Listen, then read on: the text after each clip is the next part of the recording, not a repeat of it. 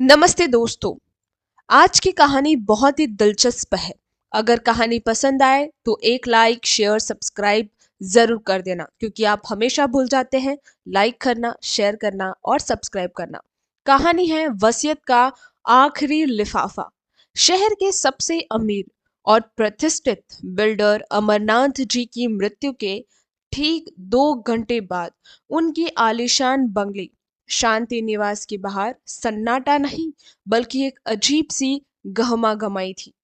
अमरनाथ जी ने 3 बेटे आकाश, विनय और समीर अपनी पत्नियों के साथ वहां मौजूद थे।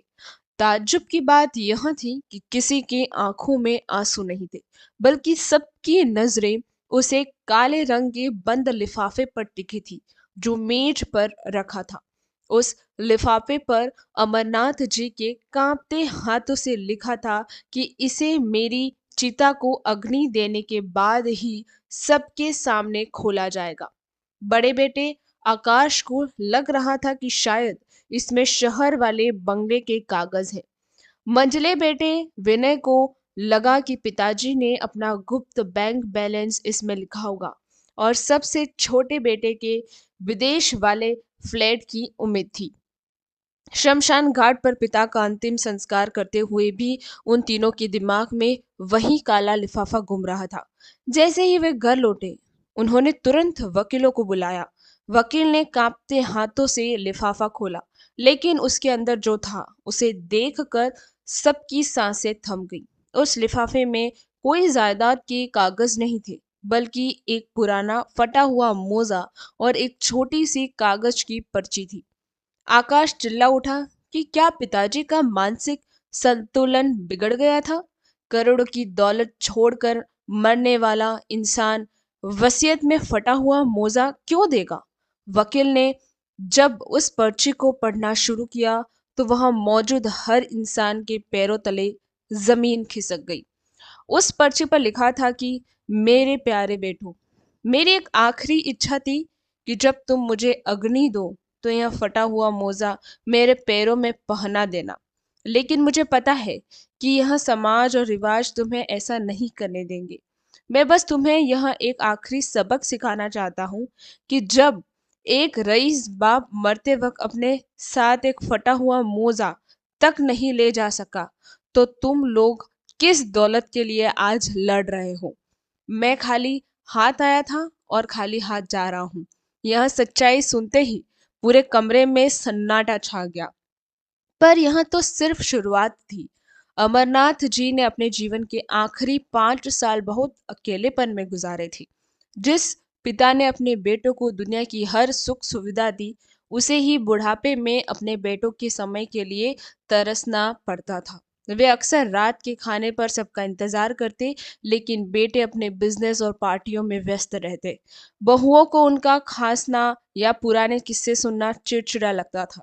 इसी अकेलेपन में अमरनाथ जी ने एक और बड़ा फैसला लिया था, जिसका खुलासा वकील ने अगली वसीयत पढ़ते हुए किया।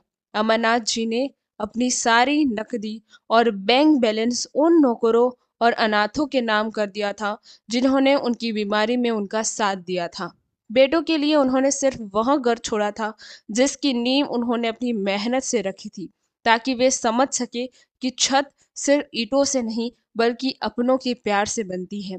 पर्ची के अंत में एक बहुत गहरी बात लिखी थी कि मैंने तुम्हें ऐशो आराम तो बहुत दिए, पर शायद मैं तुम्हें संस्कार देना भूल गया, और तुमने मुझे घर में जगह तो दी, पर अपने दिल में जगह देने भूल गए।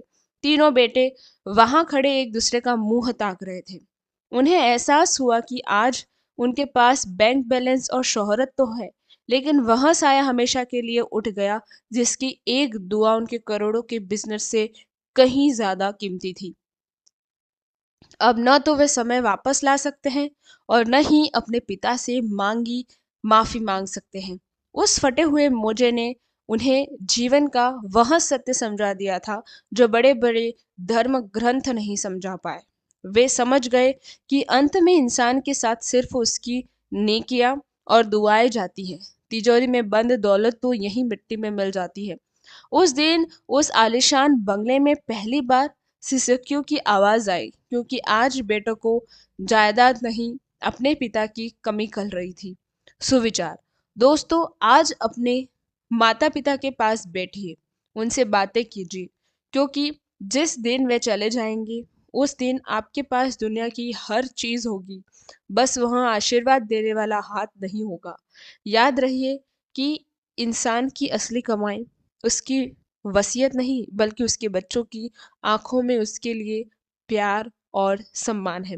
आपको ये कहानी कैसे लगी, ये हमें कमेंट सेक्शन में बताना, और आप आपके माता पिता से कितना प्रेम करते हैं ये भी ज़रूर बताना। अपनी माँ और अपने पापा पे एक शायरी कमेंट में ज़रूर लिखना। Thank you very much.